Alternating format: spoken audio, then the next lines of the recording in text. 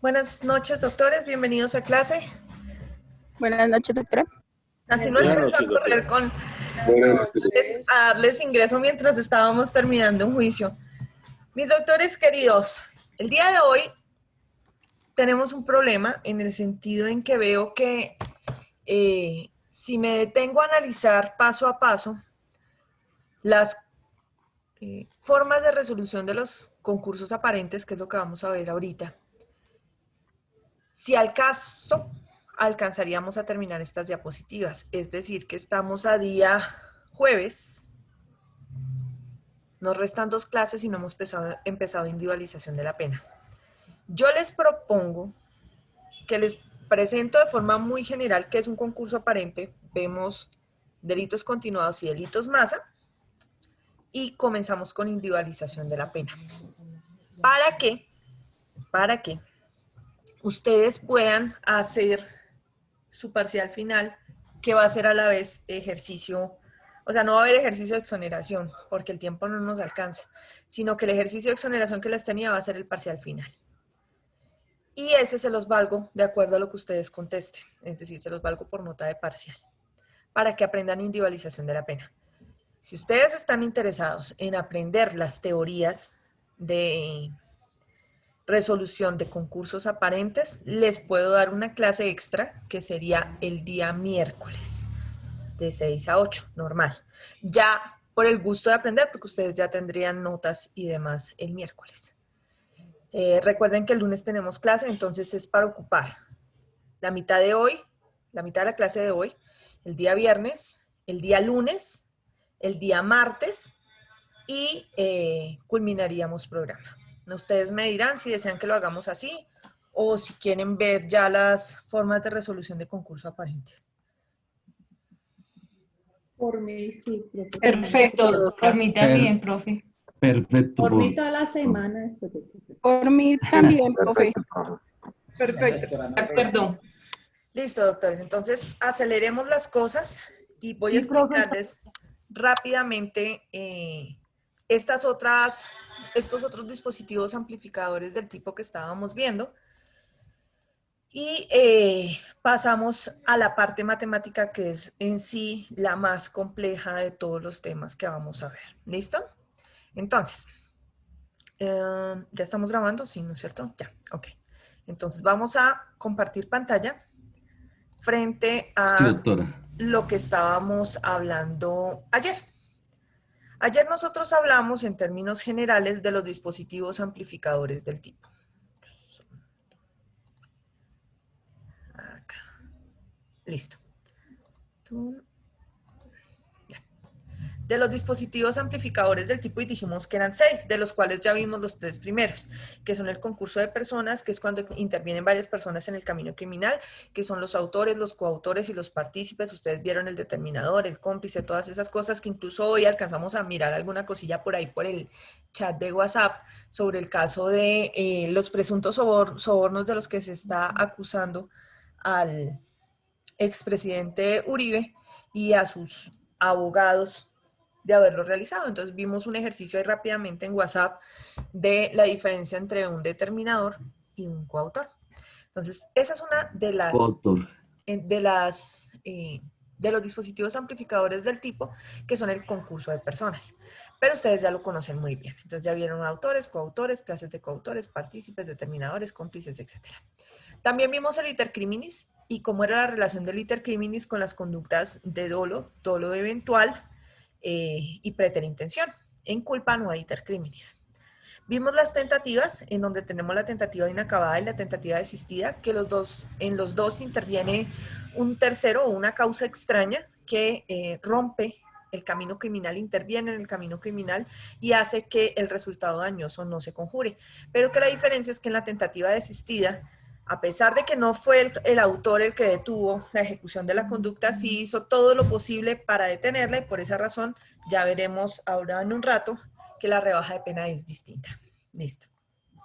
El concurso de conductas punibles. Aquí empezamos a trabajar anoche, porque este sí no lo habíamos visto durante las otras clases. En el concurso de conductas punibles, nosotros hicimos un análisis del contenido del artículo 31 del Código Penal, que parecía todo un trabalenguas horrible, Y ahora ya lo logramos entender qué es eso, de que con una sola acción u omisión o con varias acciones o omisiones infrinja varias veces el mismo tipo penal o diferente tipo penal. Eso es lo que nos dice el artículo 31. Y entonces nosotros lo descompusimos y logramos establecer que habían unos concursos en el país que se llaman los concursos homogéneos.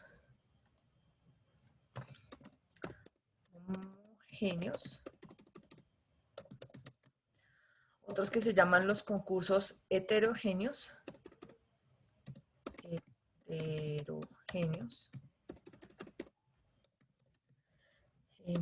Y que la diferencia entre ellos radica en que los homogéneos, como su nombre lo indica, es que se realiza varias veces el mismo tipo penal.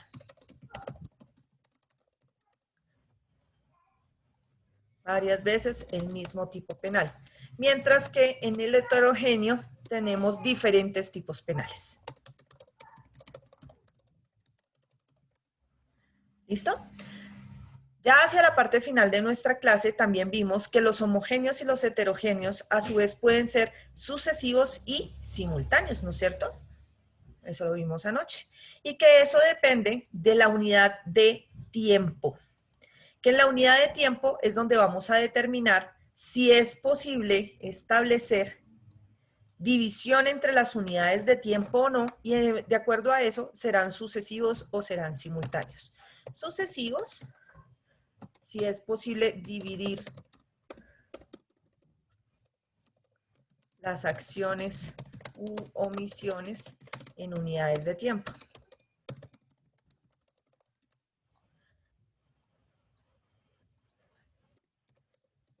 Y simultáneos, cuando no se pueden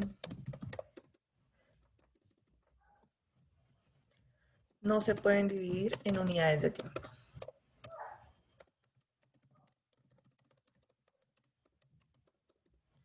Dividir en unidades de tiempo. Y vimos entonces que los homogéneos y los heterogéneos a su vez pueden ser tanto simultáneos como sucesivos, es decir, que en las dos concurren los mismos presupuestos. Puede haber homogéneo sucesivo u homogéneo simultáneo y a su vez heterogéneo sucesivo y heterogéneo simultáneo.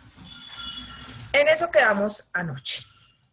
Pero resulta que a pesar de que el artículo 31 del Código Penal prevé solamente estos concursos, es decir, los homogéneos, los sucesivos, perdón, los homogéneos, los heterogéneos, los sucesivos y los simultáneos, lo cierto es que a través de la doctrina y de la jurisprudencia de la Corte Suprema de Justicia y en general la doctrina a nivel mundial, existen otros concursos diferentes. Esos otros concursos, doctores, hacen referencia a una modalidad de concurso que realmente excluye la existencia de los concursos. Profe, no entendí, ya te explico.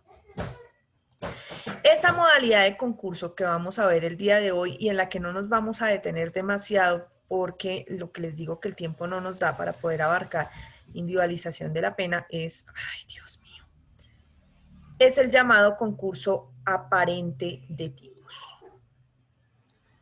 Concurso aparente de tipos.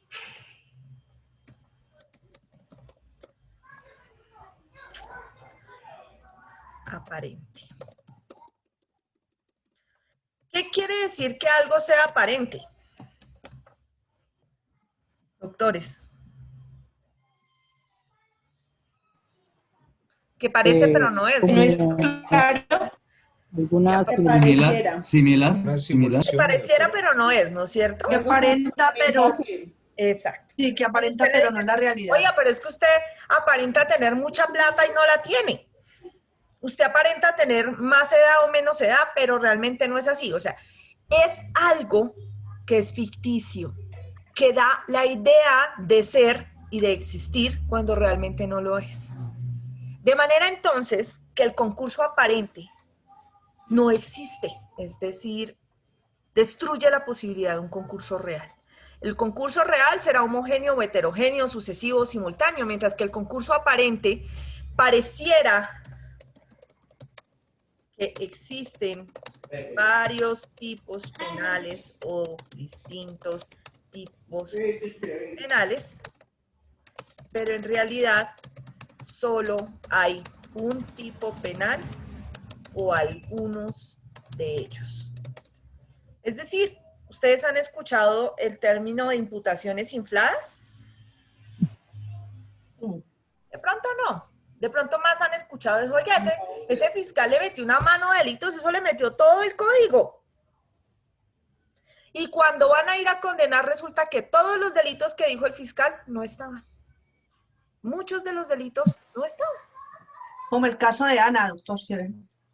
Como en el caso de Ana, que pareciera que hubiera los delitos, pero realmente no los hay.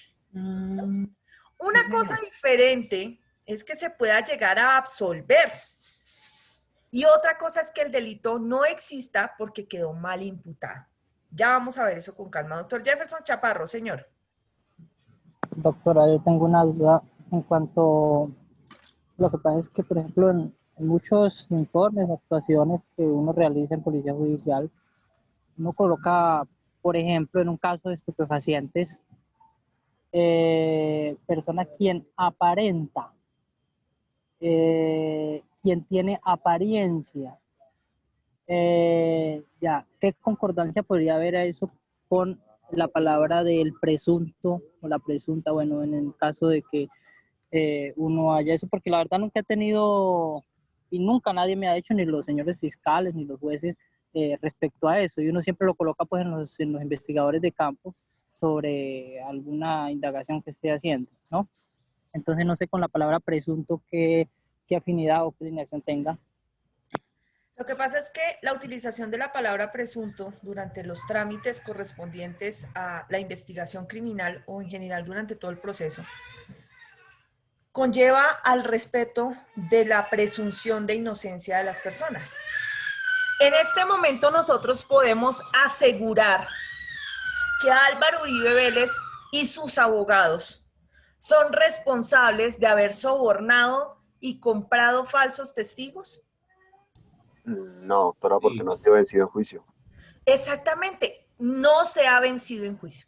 Entonces, ¿qué hace un fiscal? ¿Qué hace un investigador? ¿Qué hace un policía que ayudan en la investigación?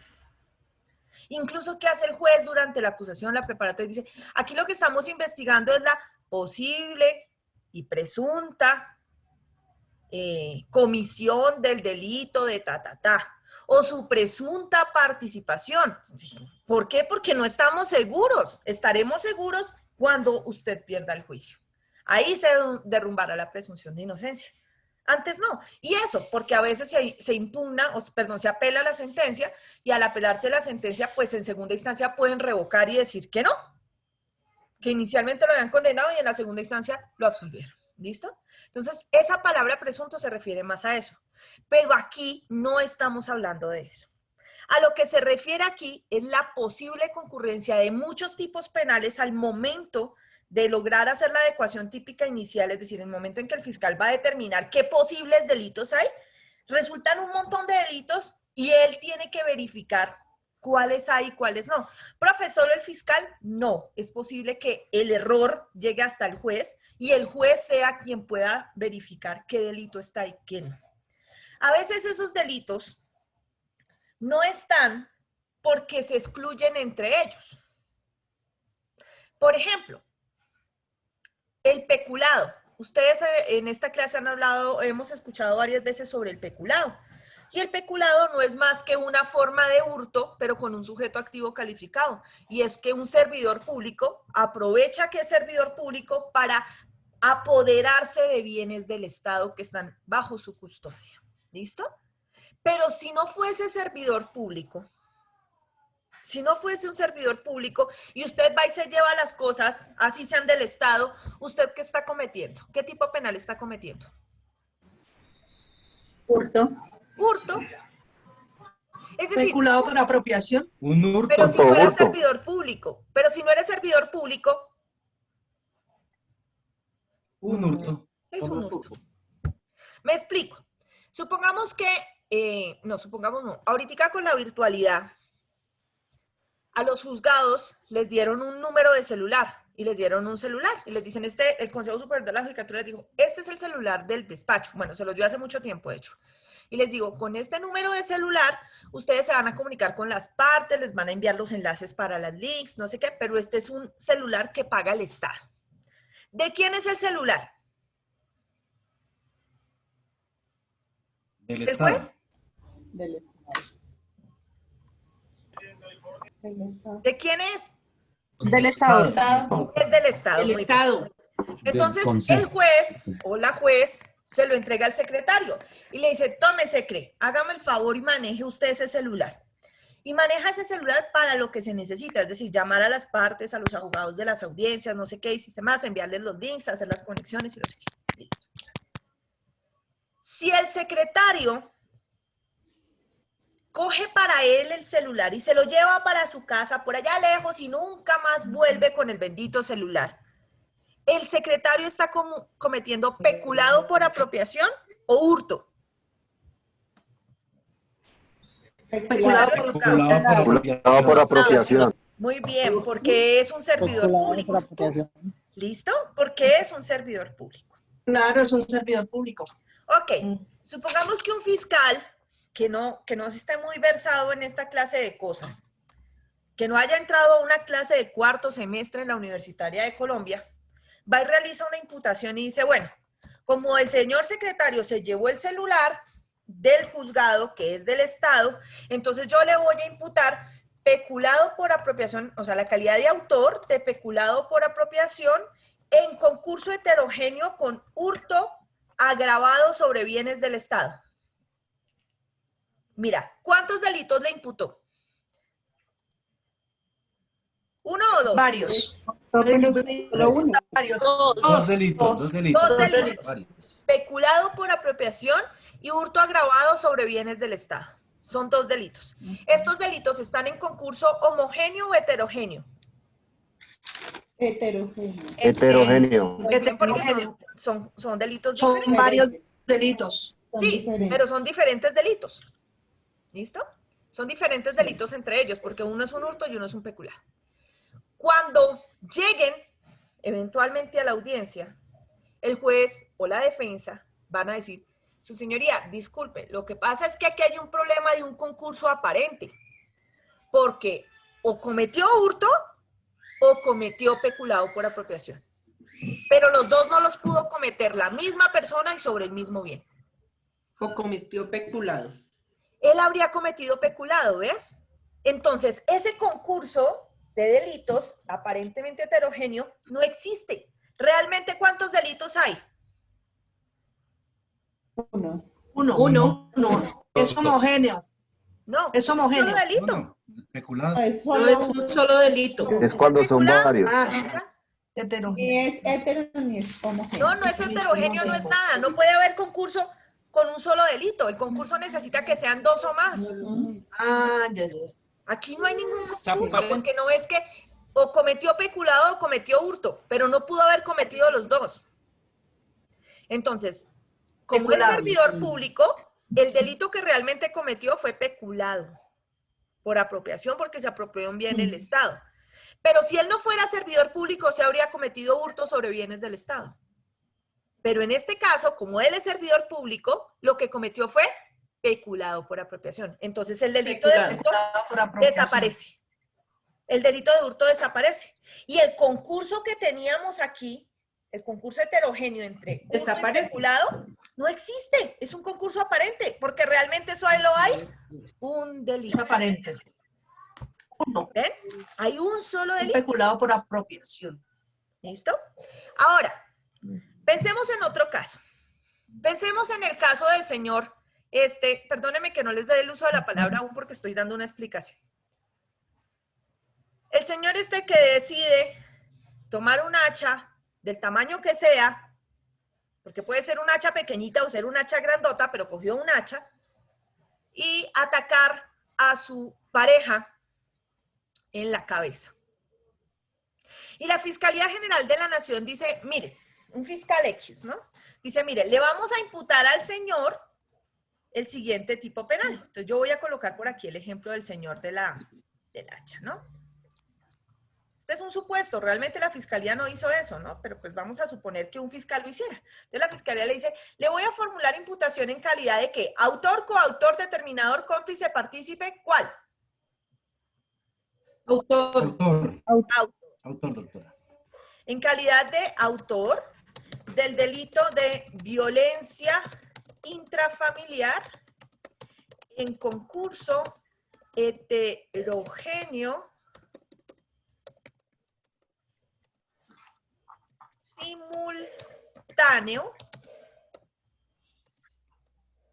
simultáneo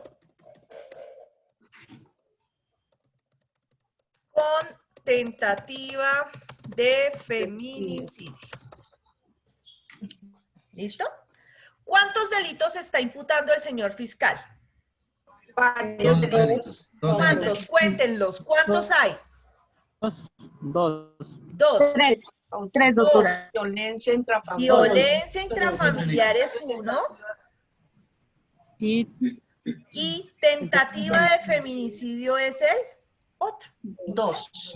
Hay dos delitos. No sé de dónde ven más, pero ahí no hay sino dos. Y entonces cuando llegan a la audiencia, el defensor dice, su señoría, aquí hay un concurso o un posible concurso aparente, porque o es violencia intrafamiliar o es tentativa de feminicidio. Y entonces, ¿qué pasa? Van a empezar a revisar los tipos penales y el caso en concreto para determinar si efectivamente el concurso es real o es aparente. Si es real, tendremos un concurso heterogéneo, ahí como se ve, y si no, pues tendremos un concurso aparente y uno de los dos delitos deberá desaparecer. Dice la violencia intrafamiliar, artículo 229. El que maltrate física o psicológicamente a cualquier miembro de su núcleo familiar incurrirá siempre que la conducta no constituya delito sancionado con pena mayor en prisión de 4 a 8 años. La pena se aumentará de la mitad a las 3/4 partes cuando la conducta recaiga sobre un menor, sobre una mujer, sobre una persona mayor de 60 años o que se encuentre en incapacidad o disminución física, sensorial o psicológica. Ahora vamos con el homicidio en grado de tentativa. Entonces, el homicidio, como nos dicen, homicidio culposo, preterintencional o doloso. ¿Cuál homicidio está ahí? Doctores. Doloso. Muy bien, doctora. ¿Qué Doloso. Sí, claro, es doloso porque no dice nada más. Además, porque el único que admite la tentativa es el homicidio doloso. Entonces, el homicidio dice, el que mataría a otro incurrirá en prisión de 208 a 450. Pero con la tentativa sabemos que la pena se va a bajar. La pena, en este caso, la joven, la señora, no falleció, ¿por qué? Porque el señor hizo algo para evitar que esto pasara. No. Intervino un tercero. Un tercero intervino. Un tercero intervino, muy bien. En las dos interviene un tercero, en la tentativa inacabada y la tentativa desistida. En los dos interviene un tercero. ¿Pero este señor hizo algo para ayudar a la señora? No, es inacabada. No. Entonces, ¿cuál tentativa es? ¿Desistida o inacabada? Inacabada. Inacabada. Entonces, la rebaja de pena aplicará de una manera específica la cantidad de pena del artículo 103. Y es que nos va a rebajar, ahorita les voy a enseñar a hacer esas rebajas, nos va a rebajar la pena de 208 a 104 meses de prisión. 104 meses de prisión son más o menos que 48 meses. Son más. Más 108, 48, perdón. Mire, más. la violencia intrafamiliar, la pena mínima son 48 meses de prisión. La tentativa pero es que esto es feminicidio, ni siquiera es homicidio, por Dios, la pena es diferente. Es tentativa de feminicidio, que es el 104A. Tiene una pena diferente. 104A. De 250 a 500 meses. Si yo les digo que la tentativa le rebaja el mínimo en la mitad, los 250 se convierten en 125. Voy a colocarles eso aquí porque si no se me van a enredar.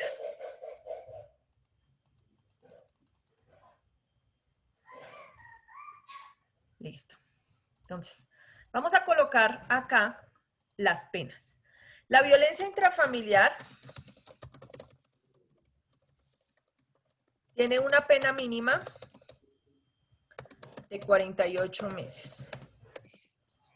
La tentativa de feminicidio tiene una pena mínima de 125 meses.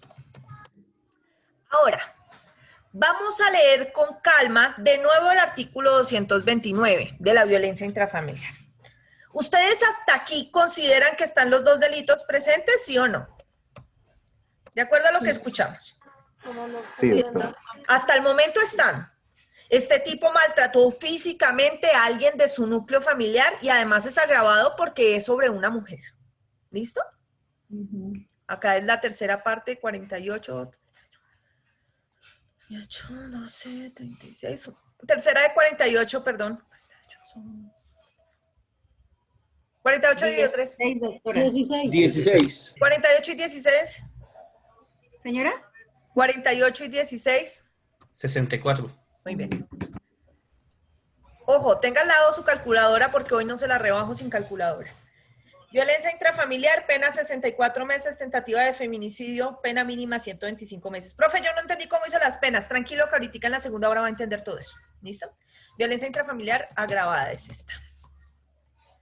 Ahora, ubíquese en el delito de violencia intrafamiliar, artículo 229. De nuevo, alguien que me ayude leyendo el artículo. Perdóneme, doctor Bocanegra, que lo coja usted para que me haga el favor y me lea.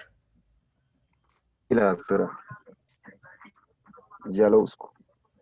Gracias, doctor, muy amable. 229 del Código Penal. Vamos a leer la violencia intrafamiliar otra vez.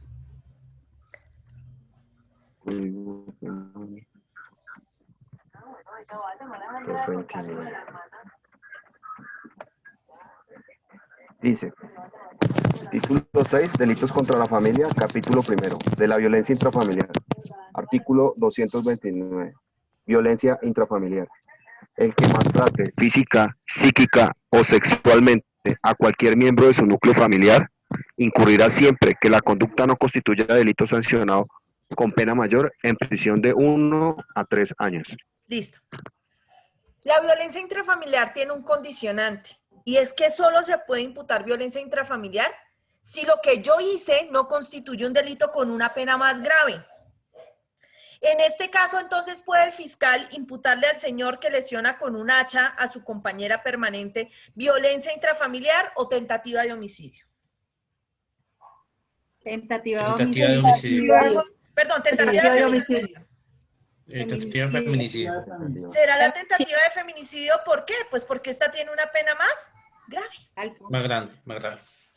Y entonces la violencia intrafamiliar es lo que nosotros llamamos un tipo penal de carácter residual, es decir, solo se presenta si no hay otro peor. Pero en este caso hay uno peor, entonces si la fiscalía imputa esto así, violencia intrafamiliar con tentativa de homicidio, pues estamos ante un concurso aparente. Esas son las hay 4 teorías, ya les expliqué 2. Rápidamente, no les voy a decir ahorita cuál es cuál porque no alcanzamos por el tiempo, pero esa es la forma como los jueces y los fiscales resuelven los concursos aparentes. Profe, pero si yo no quiero ser juez ni fiscal, sino defensor, pues peor, porque es que si usted no pide, pues muy probablemente el juez no lo va a hacer. El juez de pronto no se da cuenta que hay un concurso aparente. Y si usted termina seducido por la rebaja de pena y le dice a su cliente que acepte rápido los cargos, pues terminó haciéndolo aceptar por un delito que no existía. Es como si los violadores de Ana hubieran aceptado que la violaron, hubieran aceptado responsabilidad por acceso carnal, cuando el tipo penal realmente no está. ¿Ven? Entonces, esto de los concursos lo tiene que saber toda persona que intervenga dentro de un proceso penal, ya sea el apoderado de víctimas, ya sea el Ministerio Público, ya sea el juez, el fiscal o la defensa. Cualquiera de ellos puede plantear en un momento dado la posibilidad de que exista un concurso aparente de tipos. Y el juez aplicará varias reglas, 4 teorías diferentes, ya vimos 2, para determinar si el concurso es real o es aparente. O sea, si el concurso existe o realmente no está. Esto puede darse entre 2 delitos o entre 5 o entre 10, entre 15, entre los que quepan. Desde que sean 2 o más, es posible que haya un concurso aparente. Pero a veces la mayoría de veces el concurso es real. ¿Listo? ¿Me entendieron esto de los concursos? Entonces, tenemos concurso homogéneo, heterogéneo, sucesivos y simultáneos, y el concurso aparente. ¿Entendieron, doctores? Listo. Sí, señora. Sí, doctora. Sí, doctor. Ahora sí no veo preguntas por ahí con la manito levantada, entonces eso quiere decir que la explicación tal vez resolvió las preguntas. Listo. Ahora. Doctora, yo había dejado la mano, me la bajé, su merced me dijo que esperara. Sí, doctor Jefferson, dime. Doctora, lo que pasa es que era respecto al anterior, porque a mí me había creado la duda en cuanto al delito, que era el peculado por apropiación. Tengo la duda hasta dónde va la apropiación y no el uso, porque podría ser también peculado por uso en el cambio de delito, toda vez de que esta persona pues no se le podría demostrar si realmente se apropió del bien mueble, ¿no? En el caso del celular. Toda vez de que pues no digamos que la fiscalía o el sistema investigativo no le podía comprobar, no, es que fue y cambió de dueño, ahora el dueño es la secretaria del juzgado o el secretario del juzgado en este caso. Entonces, yo tengo esa duda, doctora, ¿dónde varía ahí en cuanto a la apropiación y el uso? ¿Cómo podemos saber si es un peculado por apropiación, un peculado por apropiación oficial diferente o un peculado por uso? Del caso. Si el secretario se desapareció con el celular y la policía, el CTI, la fiscalía lo capturan con el celular después de haberse desaparecido con él, pues dirán que es peculado por apropiación. Pero si él se lo lleva y se lo regala a su novia, es peculado por apropiación. Pero si él después no se lo lleva, sino se dedica a hacerle llamadas a su novia desde el celular del juzgado, ¿es peculado por uso, claro. Por uso. ¿Ves? Cada caso nos da el ingrediente para poder adecuarlo en el tipo penal. Ahí es donde se sabe qué clase de peculado será. ¿Listo? Doctor Chaparro. Listo. Sí, señora, muchas gracias. Listo. Doctora, que tengo una dudita, ¿me puedo preguntar? Sí, señor, dime. Sí, señora, dime. Perdóname. Dime, doctora. Doc, es que en el caso del señor que hizo la violencia intrafamiliar a su esposa con el hacha, en ese caso también, en esos procesos, entonces, doctora, pero en ese caso no se tiene también la afectación psicológica, ¿cómo se clasifica ahí? Es mi duda, mi pregunta. No, mira, ahí porque hay todo, afectación psicológica. todo lo que ella sufra como consecuencia de este hecho, de este único hecho, de esa atacarla con el hacha, todo eso queda dentro de la tentativa de homicidio. Las afectaciones físicas, las afectaciones psicológicas y demás, incluso funcionales, hoy leía que la mujer quedó con dolores de cabeza y mareos permanentes. Incluso esa clase de circunstancias van a ser objeto de demostración en el incidente de reparación de perjuicios, que es después de que la persona es condenada. Y es que vienen a reclamar que indemnicen los perjuicios. ¿Listo? Pero si hubiese sido una violencia, pero si hubiera sido unas lesiones, alguien que no convive con ella, pues en las lesiones personales, ustedes lo van a ver en penal especial, existe la modalidad de lesiones para cada cosa. Para lesiones con afectación de carácter físico, con afectación de carácter psicológico, con deformidades físicas, con pérdidas anatómicas, con pérdidas funcionales. Para cada uno hay una pena diferente. En lesiones, pero cuando estoy imputando tentativa, la tentativa de homicidio o de feminicidio incluye todo, incluye las lesiones e incluye la violencia intrafamiliar, siempre y cuando estemos hablando de un único hecho. Me explico. Si usted escucha una noticia por allá en televisión y le dicen, es que este señor le dio 25 puñaladas a otra persona para matarlo. Y la fiscalía dice, bueno, entonces yo le imputo lesiones personales por las 24 primeras puñaladas y tentativa de homicidio por la última puñalada que fue la que lo mató. ¿Será que sí? ¿O será que todo incluye al homicidio? Todo incluye al homicidio. ¿Ves? Ahora, hablemos de un delito de tipo sexual. Si a una víctima la van a violar y para violarla le rompen la ropa, la manosean, la babosean, la chupan, la besan y finalmente la acceden, ¿la fiscalía podrá imputar acto sexual y acceso carnal? ¿O todo se incluye dentro del acceso carnal?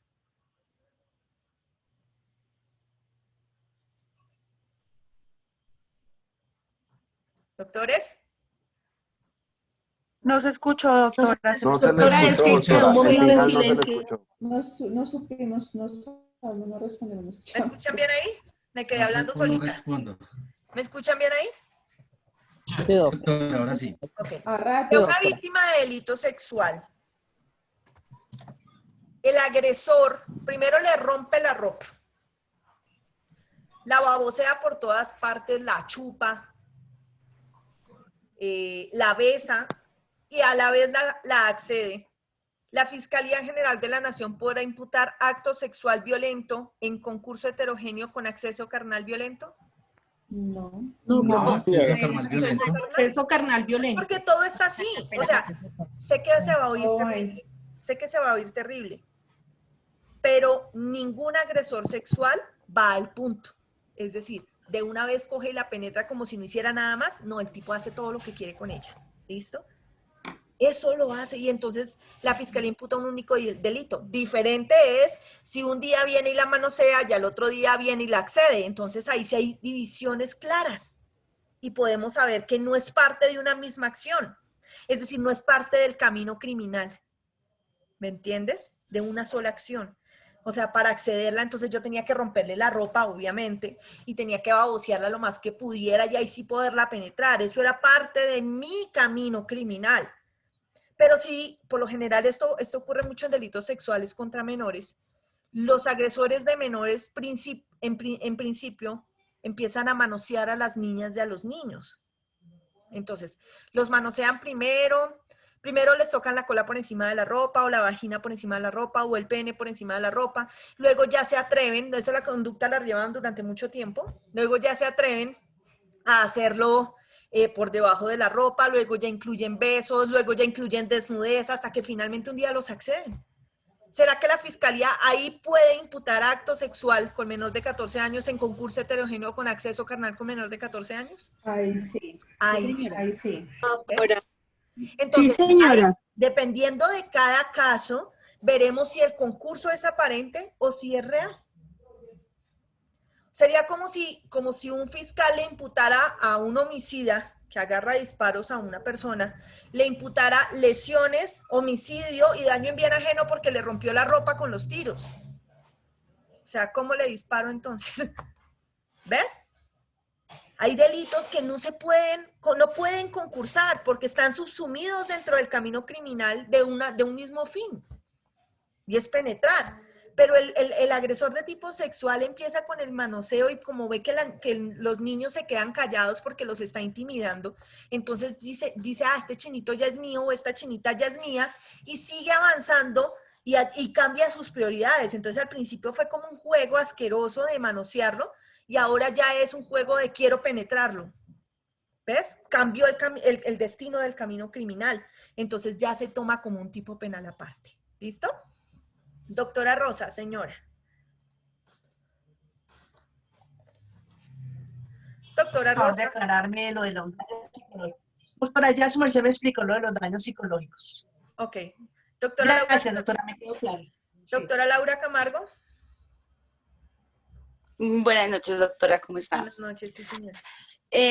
Tengo una pregunta. En cuanto, bueno, hay, digamos, pasa todo lo que usted dice en contra de un menor. Supongo que de todas maneras hay una, ¿cómo se llamará eso? Una revisión ante medicina legal para determinar si fue violada o no fue violada, en este caso, un niño o una niña, ¿verdad? Uh-huh. Mi pregunta es, cuando hacen una valoración por medicina legal, el dictamen se puede decir si una persona fue violada mucho más antes, o sea, ¿cuánto tiempo puede durar esas pruebas en el cuerpo de esos menores afectados? A pesar de un ejemplo de que ya haya pasado, no sé, 1 año, 2 años, ¿se puede lograr determinar una violación? Eso depende de muchas cosas, mujer. Si algún día nos vemos en consultorio 4, que es la última materia de esta línea de penales y de toda su carrera, que yo la dicto. Sí, señora. Te explicaré con pelos, detalles, señales literales, porque te mostraré cómo se hace el dictamen, cómo evalúan específicamente en los menores el ano, la vagina, todo cómo lo valoran para determinar si hubo penetración o no hubo penetración. ¿De qué depende encontrar algo? Depende de la magnitud de lo que se le hizo al niño. Si solamente lo tocó por encima de la ropa o por debajo de la ropa, pues no le va a dejar señales. Y eso no quiere decir que no pasó. Ni que pasó, ni que no pasó. Entonces el juez valorará las demás pruebas. En ocasiones, si por ejemplo ella es una mujer o incluso una menor de edad con vida sexual activa, pues lo que va a encontrar medicina legal es una cicatriz antigua en su himen. Okay. Como un desgarre, por decirlo así. Un desgarre, y va a decir, mire, tiene un himen desflorado con cicatriz antigua. Eso quiere decir que el cuerpo alcanzó a sanar. ¿Hace cuánto se desgarró? No sé decirle. Le puedo decir que fue hace más de 15 días y de ahí para allá lo que alcance. No sé. Pero yo no le puedo decir si fue con violencia, si fue voluntario. Solamente le puedo decir lo que estoy viendo ahí. Y hay ocasiones en donde los niños, las niñas y los niños son accedidos por vía anal o por vía vaginal, pero no alcanza a desgarrar las membranas. Entonces el niño afirma que fue penetrado, pero no alcanzó a desgarrar nada. Es decir, la introducción fue tan somera en el cuerpo del niño que no lo alcanzó a rasgar. Y entonces medicina legal va a decir, mire, yo no encontré, pero eso no quiere decir que no haya pasado, ni que haya pasado, ni que no haya pasado. Entonces el juez valora las demás pruebas para determinar si pasó o no pasó.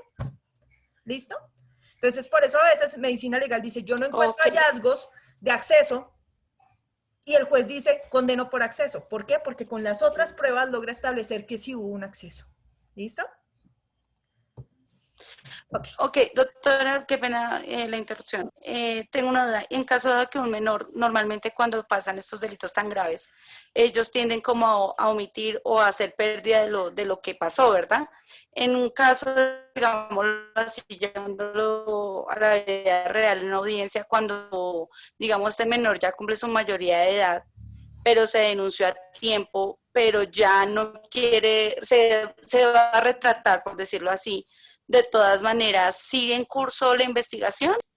Laurita, mira, dentro de mi página de YouTube, donde yo le subo todos los días las clases, en la página principal hay una conferencia específica que yo dicté para el Colegio Nacional de Abogados Penalistas, que fue en el mes de mayo de este año. Esa conferencia se transmitió a todo el mundo. Ahí vas a encontrar todo lo que me estás preguntando, ¿vale? Todo. ¿De qué pasa cuando los menores se retractan? Todo está ahí, ¿vale? Listo. ¿Alguna pregunta? Ok, doctora, muy amable. Muchas gracias, muy gentil. Cristian Darío. Sí, señora. No, gracias. Doctora, molestándola, un ejemplo de concurso aparente, que eso sí me dejó confundido, o eso tiene que ver con la dosificación de la pena. Eso tiene que ver con todo.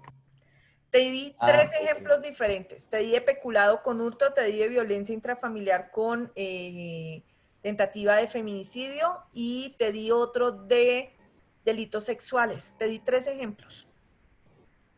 O sea, sería como un estilo peculado, sería todo eso. Listo, ya ahora sí. Ojo, es que hay varias maneras de resolver los concursos aparentes. Entonces, por eso les di 3 ejemplos diferentes. Son las 4 teorías que no alcanzamos a ver, pero les acabo de dar 3 ejemplos de esas teorías. Entonces, esas teorías las veremos el día miércoles, si ustedes lo desean, los que quieran. ¿Listo? Y se las explico con todos los pelitos y señales. ¿Vale? Ok. Entonces, avancemos.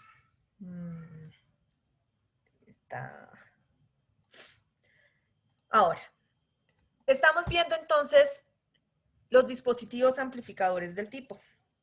Ya habíamos visto el concurso de personas, ya vimos el camino criminal y ahora estamos viendo los concursos de conductas punibles. Estos son los principios con los que se resuelven los concursos, que no les alcanzo a explicar. Ahora vamos a ver el quinto, o el quinto dispositivo amplificador del tipo, que se llama el delito de carácter continuado. Este delito de carácter continuado tiene que ver con una clasificación específica de los tipos penales, que ustedes van a ver en la segunda parte de esta materia. Y es que hay unos tipos penales que se clasifican en de ejecución instantánea y de ejecución permanente. ¿Qué quiere decir eso? Que hay unos delitos cuyo camino criminal, todo él, incluyendo desde el acto de ideación hasta el acto de consumación, se ve finalizado. Mientras que hay otros en donde el fin o resultado permanece en el tiempo. Entonces, ¿cuántas veces es posible matar a una persona? Una vez. Una vez. Una.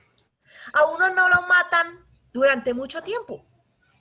Es que me estás matando lentamente. No. O sea, matarlo, eso se agota en un momento.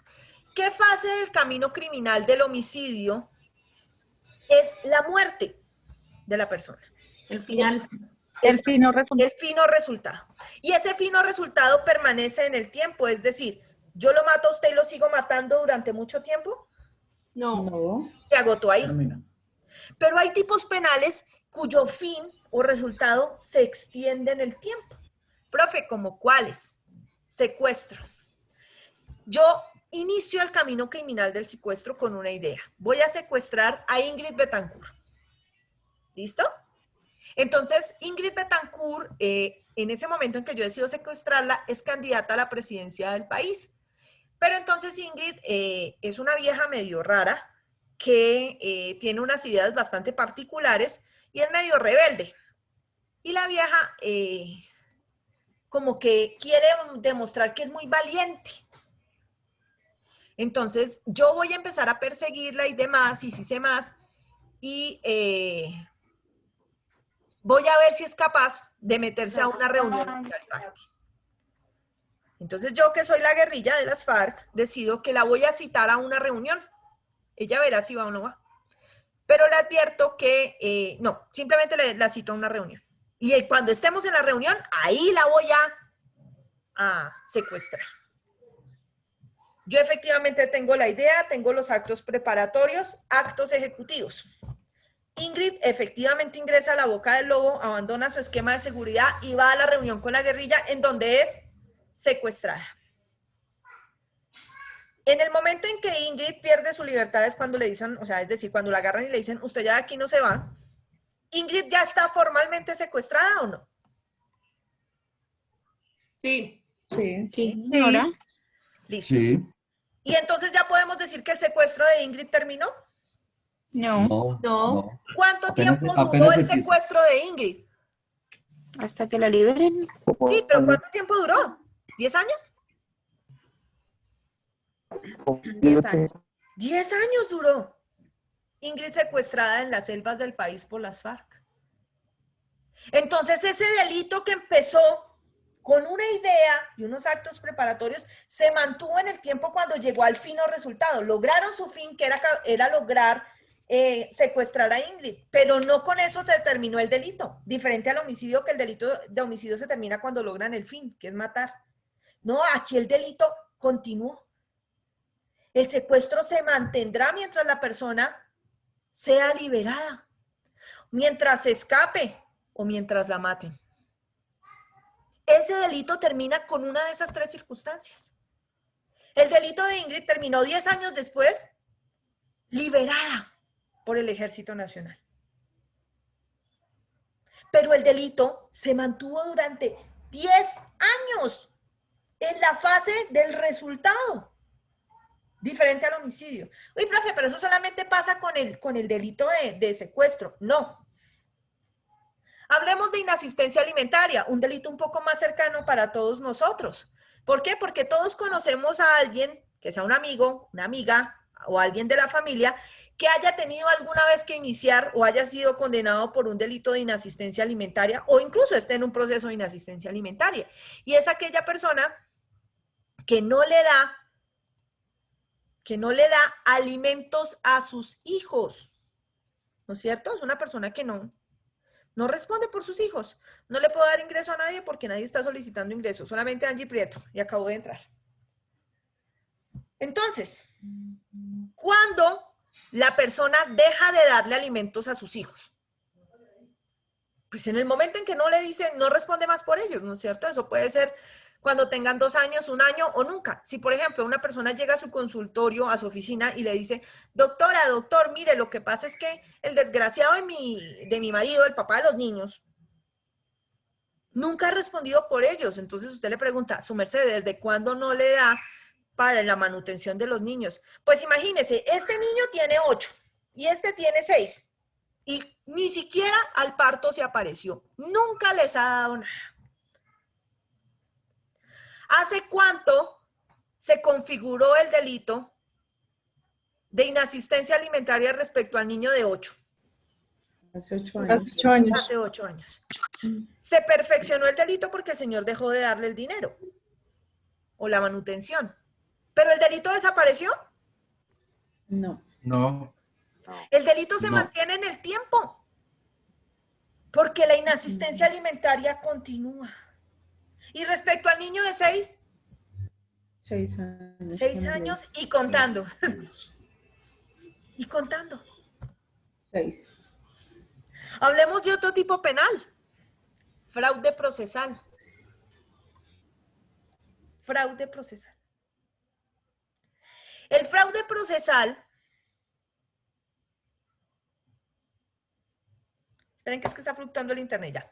El fraude procesal es un tipo penal en donde usted se vale de alguna artimaña para engañar a un servidor público. Por ejemplo, usted presenta un cheque chimbo para iniciar un proceso ejecutivo y el juez no se da cuenta. Inicia el proceso ejecutivo y libra mandamiento de pago y manda a embargar al deudor y de todo, y el cheque es mentira, es un cheque falso. ¿Cuándo se configuró el engaño al juez? ¿Desde cuándo se presentó? ¿Desde que usted radicó la demanda? Desde que usted presentó la demanda con el supuesto cheque. Usted engañó al juez ahí. ¿Y ese engaño se acabó con eso? No, siguió en el tiempo. No, siguió en el tiempo porque el juez libró mandamiento de pago y ordenó embargo. Mira cómo se mantuvo el engaño. Entonces el delito de fraude procesal también se mantiene. Esos tipos penales, queridos doctores, son tipos penales que no permiten concursos. ¿Por qué? Porque usted no puede decir que a Ingrid Betancourt la secuestraron y el concurso se presentó durante 10 años y 365 días durante 10 años. Entonces usted multiplica los 365 días por 10 años y dice, por cada día de cautiverio de Ingrid hubo un concurso de secuestro en concurso homogéneo. No, porque eso es un delito continuado.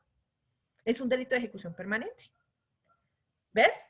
Pero hay otros tipos penales que no son así, como los homicidios, las lesiones, las falsedades, etcétera, que se mantienen, o sea, que se ejecutan, llegan a su fin y se terminan. Los delitos se agotan ahí, otros permanecen en el tiempo.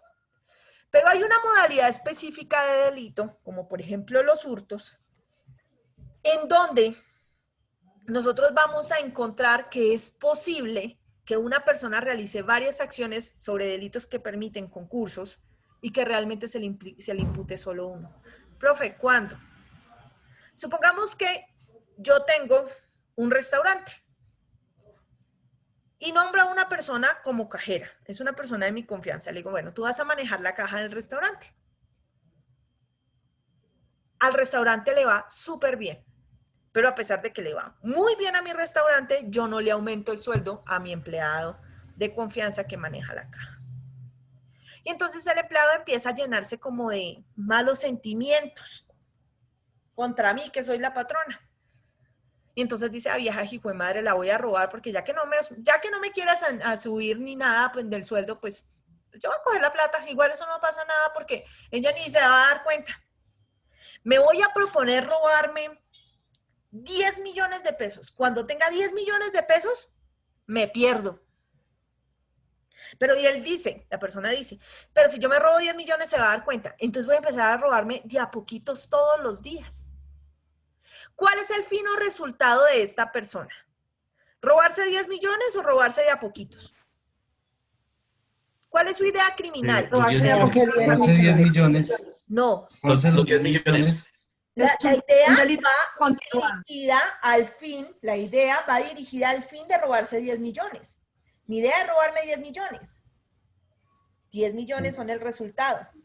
Pero entonces, durante los actos preparatorios, yo digo, si yo me robo los 10 millones de una vez, pues me van a pillar. Me robo de a poquitos. Son actos preparatorios. Y empiezan los actos ejecutivos. En todos los días empieza a sacarse de a 50.000 pesos de la caja y yo no me doy cuenta. Cuando completa los 10 millones, se desaparece y ahí sí yo digo, juepucha, venga a ver qué pasó. Y reviso la caja y me doy cuenta que todos los días faltaban 50.000 pesos y sumo todo eso y me da 10 millones de pesos. Formulo una denuncia ante la Fiscalía General de la Nación y la Fiscalía establece el iter criminis. La Fiscalía podría decir, mire, hay un hurto en concurso homogéneo, porque usted varias veces realizó el mismo tipo penal, todos los días se robaba de a 50.000 pesos. Pero en ese caso específico, la Fiscalía va a lograr establecer un camino criminal mayor. Y va a decir, mire, es que realmente no, la idea de ella no era robarse 50.000 pesos, era robarse 10 millones de pesos, sino que la dividió en actos de ejecución y en actos preparatorios todo el fin que eran los 10 millones de pesos. Decidió robárselos de a poquitos. Entonces, en el delito continuado, todos esos pequeños hurticos de 50 millones de pesos, de 50.000 pesos, no se van a imputar en concurso homogéneo, sino que se imputa un solo delito. ¿Qué delito? El hurto, pero un hurto en la modalidad de delito continuado. Y ese delito continuado implica un aumento de pena. ¿Listo? Que va a ser diferente a que yo solamente le digo, usted se robó 10 millones de pesos. Es un hurto, ya. Pero cuando yo digo hurto continuado, la pena se dispara. Porque se sabe que hay muchas divisiones en ese delito. ¿Listo? ¿Entendieron el delito continuado, perdón? Okay. Sí, doctora. Señora. Ahora vamos a hablar, para hurto en los almacenes, tendríamos que establecer qué es la unidad. Podría aplicarse para hurto de almacenes, pero por lo general lo que hacen es que mandan a una persona diferente, que eso se llaman se me olvidó. ¿Cómo es que les llaman? Los mecheros. Gracias, doctor. Mecheros. Muy amable. Los mecheros. A los mecheros los mandan a apoderarse de poquito. Y no siempre los mandan a los mismos almacenes. Incluso ya los almacenes, algunos los tienen fichados, entonces van a diferentes cadenas. ¿Ves? Pero entonces, a veces, el mechero ingresa, roba un poco y lo tarde vuelve, ingresa y roba otro poco, a la semana ingresa y demás. Si la Fiscalía logra establecer todo eso como camino criminal, le impondrá hurto en delito continuado. ¿Listo? Hurto continuado. ¿Ok? Ok. Delito masa. Los delitos masa son diferentes de los hurtos, de los delitos continuados. ¿Por qué? Porque en el delito masa lo que pasa es que yo no voy contra una víctima específica, sino voy contra todo el que caiga.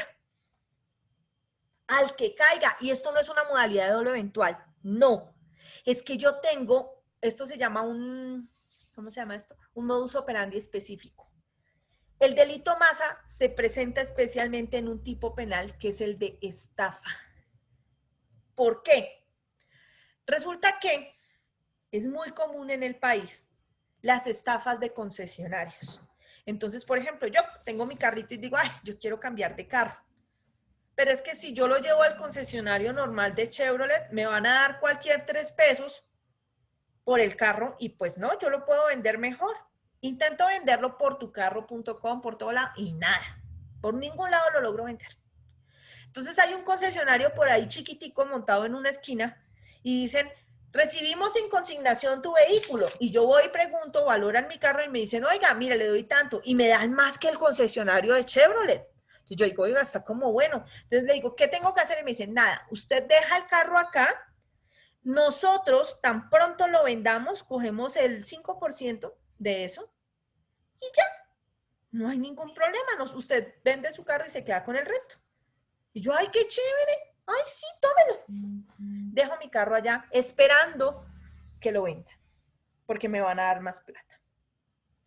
Resulta que llega alguien y ve ahí mi carro en ese concesionario y dice, ay, tan bonito ese carro, yo lo quiero. Le dicen, claro que sí, vale tanta plata. Tome los papeles, toma la plata. Listo, se lo entregamos tal día. Yo me voy y ahí mismo entra otra persona. Oiga, tan bonito ese carro, el mío. Ah, sí, claro, ¿le interesa? Tómelo. Y vuelven y se lo venden, y se lo venden, y se lo venden a diferentes personas. Y a todos los citan X día. A todos los citan X día y les dicen ese día les vamos a entregar el carro. Y a mí de paso me dicen también que tal día van a vender, que ya van a dar la plata de mi carro. Si es que me dicen algo, ¿no?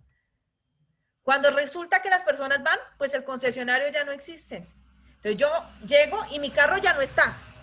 Y ellos que compraron su carro, pues ni les dieron el carro ni les dieron la plata.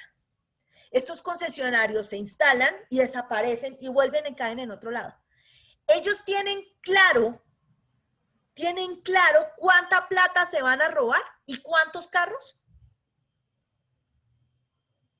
Cuando inician su camino criminal, ellos los autores, tienen claro cuánto se van a robar y cuántos carros. No, señora. No tienen claro, no lo tienen No claro. tienen una meta clara. Que caiga. ¿Tienen El una que víctima caiga. clara? No. No, doctora, que caiga. Es el modus operandi. Entonces, ¿qué pasa?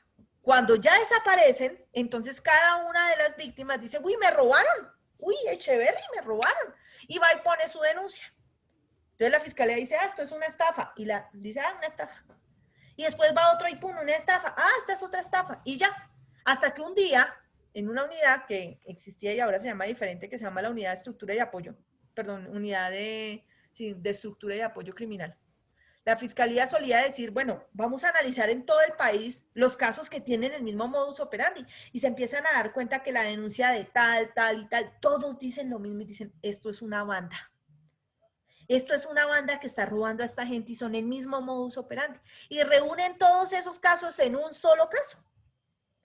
Y cuando capturen a los de los concesionarios no le van a decir, es que usted es una estafa en concurso con otra estafita y otra estafita. No. Sino que le suman todas las estafas y le imputan una sola estafa, pero masa. La masa puede ser de miles de estafas, de 5 estafas, de 10 estafas. ¿Y qué es lo que pasa con el delito masa? Que también dispara la pena y al disparar la pena también dispara la cuantía, sube todo y estas personas terminan presas por más tiempo. ¿Listo? ¿Más claro, doctores? Ok. Maravilloso. Listo. Ahora, los sujetos dentro de la conducta punible los vimos hace rato. Esto no es parte de los dispositivos amplificadores del tipo. Ya sabemos nosotros perfectamente quién es el sujeto activo, que es quien realiza la acción. Ya sabemos que es un sujeto activo simple. Ya sabemos que es un sujeto activo calificado. Eso también ya lo habíamos visto. Y ya sabemos quiénes son los sujetos pasivos, que son sobre los que recae la conducta, que pueden ser las víctimas y los perjudicados. En un homicidio, ¿quién es la víctima? ¿El muerto o la mamá del muerto? La mamá del muerto. Al muerto. El muerto. El muerto es la víctima. La mamá del muerto. No, el muerto es la víctima. El perjudicado o la perjudicada será la mamá. La mamá. La mamá. O la esposa o los hijos o no sé qué.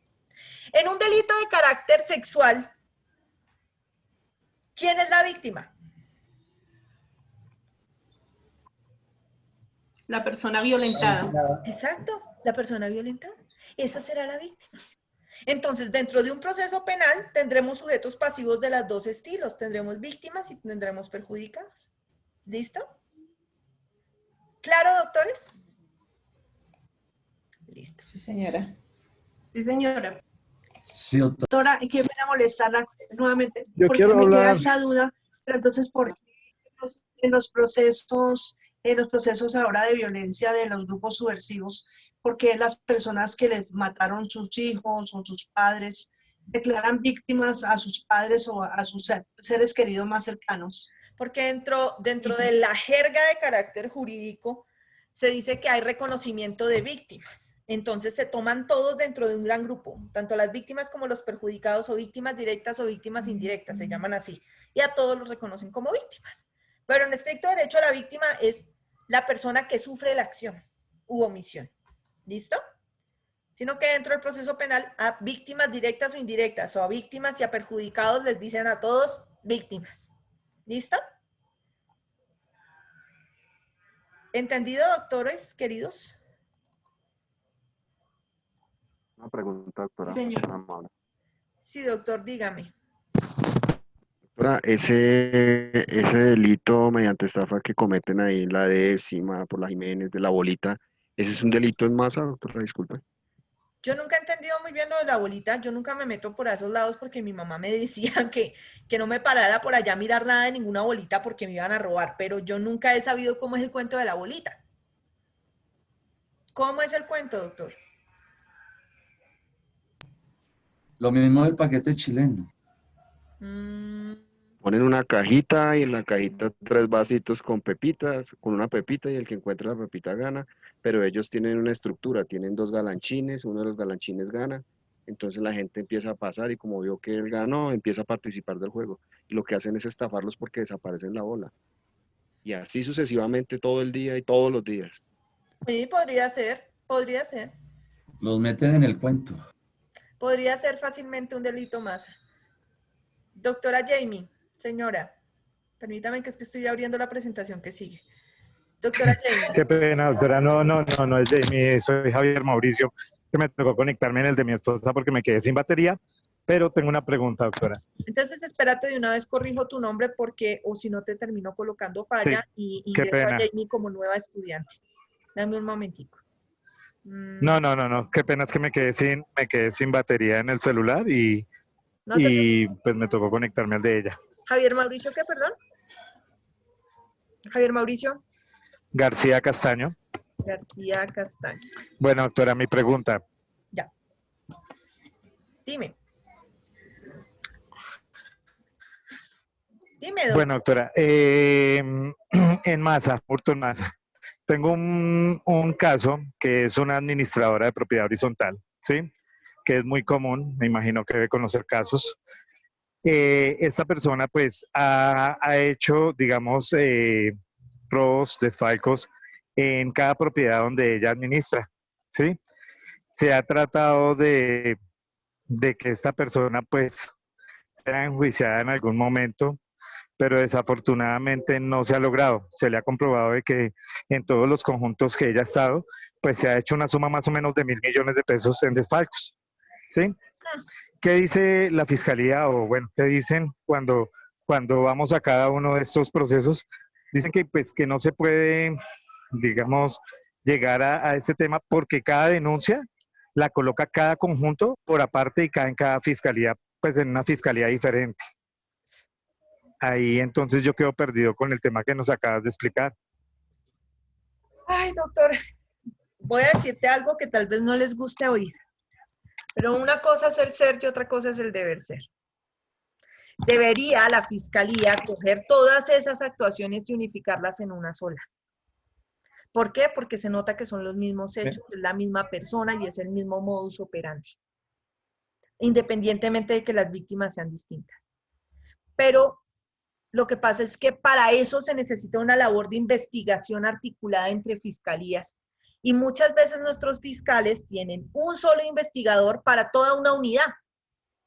Entonces el pobre investigador no da abasto, ni siquiera con sus fiscalías, mucho menos va a articular a varias al mismo tiempo.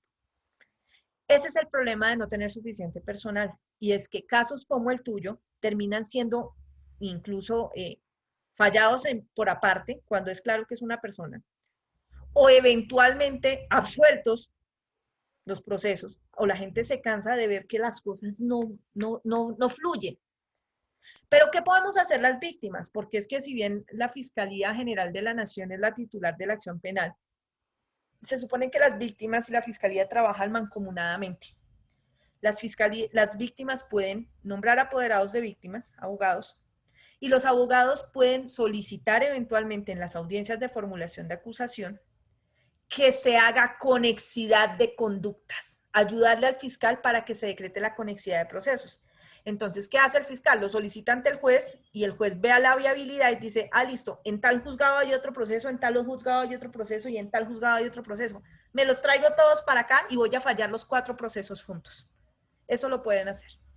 Pero se necesita la intervención de una Doctora, abogada. también conocido como acumulación o es otra No, figura. se denominan conexidad. Cuando se hace por parte del juez, son conexidades de procesos. El juez es el que decreta la conexidad. Lo que pasa es que lo que ustedes denominan como acumulación es lo que yo digo de acumulación de denuncias en donde la fiscalía logra establecer que es el mismo modus operandi para generar una masa. Pero eso rara vez lo hace la fiscalía en conductas que no sean de estafa y sobre todo en modalidades tan conocidas como las de los concesionarios. Cuando ya ven una cosa así de grande, pues a veces se mueven y a veces no, pero no es porque los fiscales sean malos o flojos o algo así, sino porque realmente trabajan con las uñas, con lo poco que pueden hacer entre ellos y sus investigadores. Es eso. Lamentablemente, el Consejo Superior de la Judicatura, no sino la Fiscalía General de la Nación, no mantiene ni siquiera una planta de personal suficiente para que los fiscales den abasto a la cantidad de trabajo que tienen. Y eso genera esta clase de problemas. ¿Listo? Bueno, doctores queridos. Lo más chistoso es que ella sigue administrando, ¿no? Eso es lo más chistoso. Tenaz. La fiscalía debería moverse, o sea, en serio.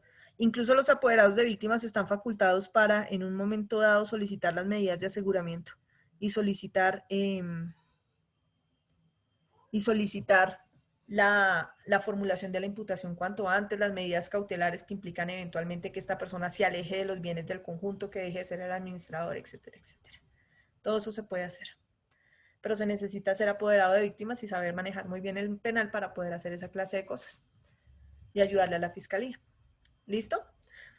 ¿Claro, doctores? Ok. Doctora María Eugenia, última pregunta cortica porque vamos con individualización de pena, doctora. Bueno, doctora, yo tengo una amiga que ella trabajaba en la Contraloría, ganaba súper bien, bueno, terminó el contrato con 18 años de trabajo, bueno, salió con bastante plata y esto de indemnización de lo que tenía. Bueno, se reunió con un señor y el señor estafó a una amiga de ella, compañera del trabajo, y le dijo que le diera 50 millones de pesos para comprar unos derechos de sistemas para hacer láminas y todo eso y vender en grandes cantidades, en masa. Entonces, ella también como que era una empresa, iban a ganar muchísimo y ella aportó 50 millones y ella aportó 100 millones. Compraron esos derechos que son intangibles y el señor se desapareció y nunca tuvo esos derechos ni nada de esas cosas. Y entonces fueron a colocar el proceso en la fiscalía y nunca salió porque la fiscalía siempre dijo que eso era legal, que nadie la había robado. Ella hizo un contrato, adquirió eso y pues eso es. Entonces ahí. Doctora, habría que ver qué fue lo que determinó exactamente la fiscalía. Lo que pasa es que, miren, yo sé que esta clase de cosas generan mucha pregunta sobre mi caso, el caso de mi amigo, el de mi amiga o el de mi familiar y demás, pero lamentablemente la clase no se nos puede ir en consultas de casos específicos y más cuando no conocemos todo el caso. Entonces, yo ponerme a decirle a usted lo que pudo haber pasado en el proceso es como si a usted un médico lo formula por teléfono. Entonces, es casi imposible, mi doctora querida. Discúlpeme usted. Doctores, entonces, vamos a empezar con proceso de individualización de la pena. Ojo, lo que van a ver a continuación suena horrible. Y es difícil al comienzo, pero lo vamos a hacer paso a paso. Necesito, les ruego, les suplico, por favor, no me prendan micrófonos. No lo hagan. En segundo lugar, tengan aparte de su celular una calculadora, aparte del celular o del computador una calculadora. Profe, ¿y si no tengo? Bueno, listo. ¿Por qué lo trato así? Porque más se distrae y más tiempo pierde. En tercer lugar, Anote y pregunte lo que tenga que preguntar con la manito levantada. Pero no me abra el micrófono sin que se lo autorice porque vamos a ver una fusión entre normas y matemática. Y si solo con las normas nos enredamos, calcule fusionando matemáticas. ¿Listo? Insisto, es feo, es difícil y es complejo cuando lo vemos la primera vez. Pero luego nos damos cuenta que es una delicia. ¿Sí? Lo trabajamos lo suficiente. Entonces, inicio con individualización de la pena. Parte matemática. ¿Están viendo la pantalla, doctores? Sí, doctora. Estas diapositivas quedarán subidas hoy a plataforma y también serán compartidas en el grupo de WhatsApp. Listo. La forma de tasación punitiva, es decir, determinar cuánto le toca a cada persona de pena, según su caso específico, se hace mediante fórmulas de carácter matemático. Eso no es lo que la gente le quiera poner, lo que el juez se le dé la gana, eso no es así. Y entonces, esa es la parte en donde uno dice, yo que estudié Derecho porque no me gustaban las matemáticas. Sí, yo también, lo sé. Pero tranquilos, esto no es física cuántica. Son sumas, restas, multiplicaciones y divisiones. Lo más difícil que vamos a hacer en individualización de la pena va a ser una regla de 3. De ahí para allá no va a ser nada más. Y es cambiar, por ejemplo, enteros, porcentajes, nada más. Es mucho más difícil el derecho laboral, para mí, porque trae más fórmulas, o el derecho de responsabilidad civil extracontractual, porque son más fórmulas para despejar, porque hay que sacar raíces, porque hay que hacer más cosas. Pero acá no, ¿listo? Entonces, vamos con calma. Primero, necesito, ahora sí, que ninguno de ustedes deje de tener los códigos. Los códigos penales actualizados, o el código penal que sea, pero un código penal ahí en sus manos. Que tenga calculadora, hojas y sobre todo que se me llene de paciencia. Llénese de todas las hojas que pueda, lápices, borradores, todo lo que necesite porque si se pierde un momento, se va a perder de todo.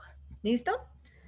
Ahora, hay una situación y es que la individualización de pena, en principio la vamos a aprender a hacer la relativamente sencilla, que es con un solo delito. Vamos a individualizar penas con un solo delito. Y luego vamos a individualizar penas con concursos de conductas punibles, es decir, con 2, 3, 5, 7, 10, 15, miles de delitos. ¿Listo? Pero si ustedes aprenden a hacer la primera, es decir, a tasar con un solo delito, la individualización de la pena por concursos es súper sencilla. ¿Listo? Ok. Entonces, sin más preámbulo, comencemos. Estas normas, doctores queridos, son todas las que vamos a tener en cuenta al momento de individualizar pena. ¿Profe, todas al tiempo? No. Cada una se tiene en cuenta en un caso en concreto y en un momento específico del proceso de individualización de pena. ¿Las puedo copiar? Cópielas si quiere, pero usted sabe que yo le comparto a usted las diapositivas. ¿Listo? Entonces no hay problema si no las alcanza a copiar porque igual las vamos a ir desarrollando y usted va a ir viendo y además tiene las diapositivas en su lugar. Ahora, es muy importante que usted tenga en cuenta que las penas en Colombia no solo son penas de prisión. Hay penas de prisión, hay penas de multa, hay penas de inhabilidades, y hay penas de prohibiciones. Son penas distintas. Entonces, le voy a explicar ahora, en principio, lo de las penas. Entonces, hasta el día de hoy, usted tal vez pudo haber llegado a pensar que las penas en Colombia solo eran de prisión. Entonces, esas se llaman, hay unas penas que se llaman principales, y otras penas que se llaman accesorias. Las penas principales son las llamadas penas de prisión,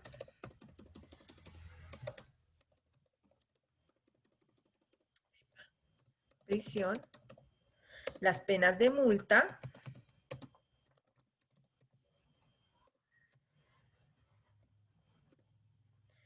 excepcionalmente, y esto es excepcionalísimo, las inhabilidades y prohibiciones. ¿Listo? Hay veces en donde usted encuentra tipos penales que traen todas revueltas.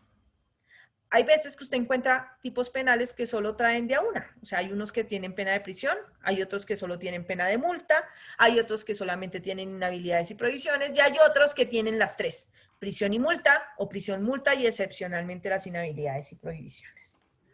Vamos a ubicarnos en el artículo 108, creo que es, o 109. 109. No me lo van a leer, quiero que lo miren. El 109 del Código Penal. Ya no se concentren en lo que veníamos hablando hasta ahora de ingredientes normativos de tipo o de clase de sujetos activos. Nos vamos a concentrar ahora sí en las penas. ¿Listo? Vamos a mirar qué clase de pena tiene el homicidio culposo. Si es una pena de prisión, si es una de prisión y multa, o si es una pena de prisión, multa y de inhabilidades y prohibiciones. Solo revísenla.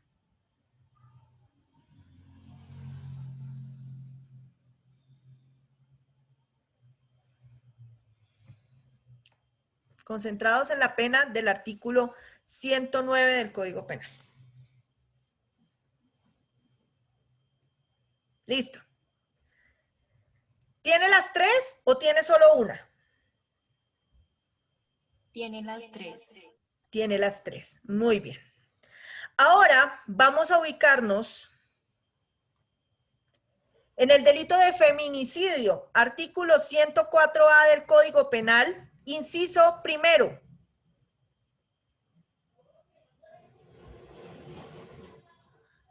O párrafo primero. ¿Qué clase de pena tenemos ahí? ¿De prisión, de multa, de las tres? 104A, feminicidio. ¿Pena de? Prisión. Solo prisión, muy bien, Jonathan, prisión. Listo. Ahora, vamos al delito de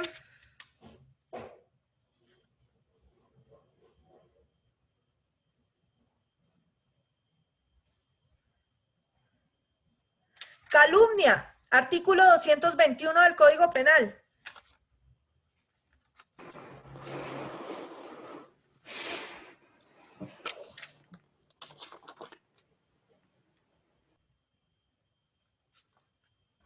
Prisión y multa. Prisión y multa, muy bien. Prisión y multa. ¿Cuál era el irrespeto a cadáveres? 204. 204. 204, revísenlo. Tiene solo multa. Solo multa, ¿sí ven?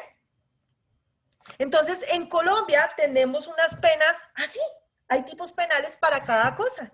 El más común y el más abundante en el Código Penal colombiano es el de prisión. Seguido por el de prisión acompañante de multa, es decir, estos dos mezclados, y muy excepcionalmente el que trae las tres. ¿Listo? Entonces, primero, los delitos más comunes son los que tienen pena de prisión. Los segundos más comunes son los de prisión y multa. Y los más raros son los que traen los tres. ¿Listo? Esas son las llamadas penas principales. ¿Cómo sé que es una pena principal, profe? Porque las penas principales aparecen en el Código Penal, en el delito que yo estoy mirando, como ustedes acabaron de ver. Entonces vimos el feminicidio, vimos el irrespeto a cadáveres, vimos la calumnia, y todos ellos ustedes veían la pena ahí en el tipo penal y podían saber si era prisión, multa y tal. Pero hay unas penas diferentes, que son las penas de carácter accesorio. Esas no van en el delito. No van específicamente para un delito, sino que pueden aplicar para todos los delitos en casos muy específicos. Esas penas de carácter accesorio, ustedes las van a encontrar. Están las penas.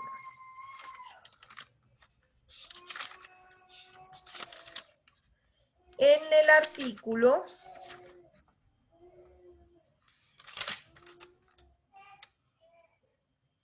los artículos 43 y siguientes del Código Penal.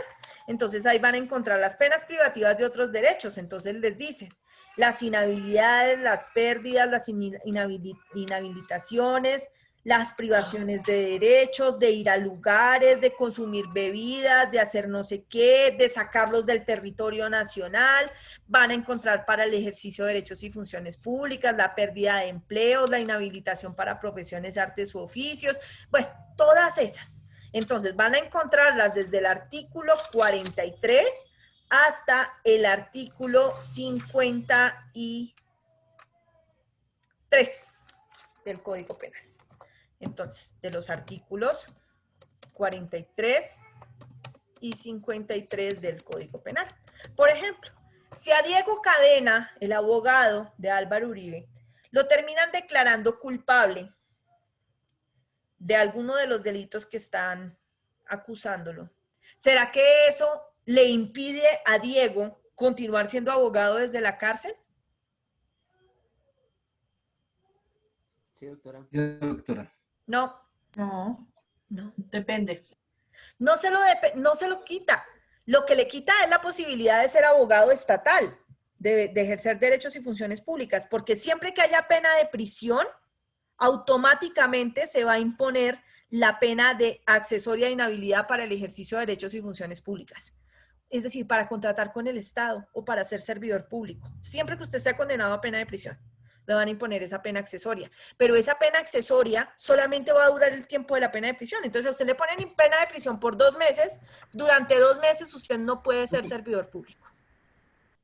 Pero listo, los abogados tenemos la gran No se le ventaja. escucha, doctora. Doctores, ¿me escuchan ahí? Doctora, no te escucho. Qué pena. ¿Me escuchan ahí? No se le escuchó lo que dijo antes, No, doctora. ¿No me están oyendo? Siempre que Ahora sea sí. condenado y nada más. Listo. Siempre que Ahora sí, doctora. Sí, señora. Siempre que una persona sea condenada a pena de prisión, se le va a imponer la inhabilidad para el ejercicio de derechos y funciones públicas como pena accesoria por el mismo tiempo de la pena principal de prisión. Me explico. Si usted es condenado a 2 meses de prisión, automáticamente le imponen 2 meses de inhabilidad para el ejercicio de derechos y funciones públicas. Es decir, que usted no puede contratar con el Estado ni ser servidor público durante esos 2 meses. Si se le imponen por 10 años, pues por 10 años será la inhabilidad y así. Pero los abogados tenemos la gran ventaja de que no solamente podemos trabajar con el sector público, sino con el sector privado e incluso de independientes. Entonces, si Diego Cadena resultara condenado, lo que le impide su condena es ejercer cargos públicos o contratar con el Estado. Pero él puede seguir siendo abogado desde la cárcel.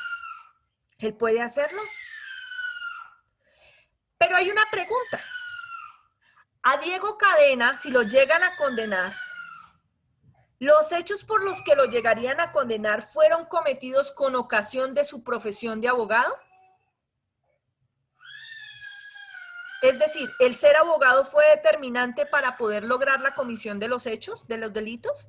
Sí, señora. Sí, doctora. Claro. Tendrán sustos disciplinarios. Y entonces, ¿qué pasa? En ese caso, la Fiscalía General de la Nación, los apoderados de víctimas o la Defensoría o el Ministerio Público puede llegar a solicitarle al juez que además de la pena de prisión y de la inhabilidad normal para el ejercicio de derechos y funciones públicas, lo inhabilite para el ejercicio del derecho. Que no le permitan ser abogado durante el tiempo que esté preso. Y lo matan. ¿Por qué? Porque esa profesión fue determinante para cometer el ilícito.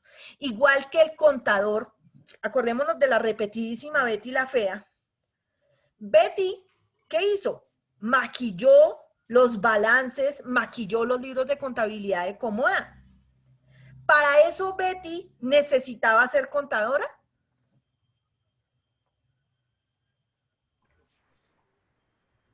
Sí. Sí, claro. Claro, tenía conocimiento. Si a Betty la llegaran a condenar por falsedad en los libros, alguien podría decirle, oiga, señor juez, yo pienso que a Betty hay que quitarle la posibilidad de ejercer la profesión, porque es que mire que ella está haciendo mal uso de la corrupción. Se puede.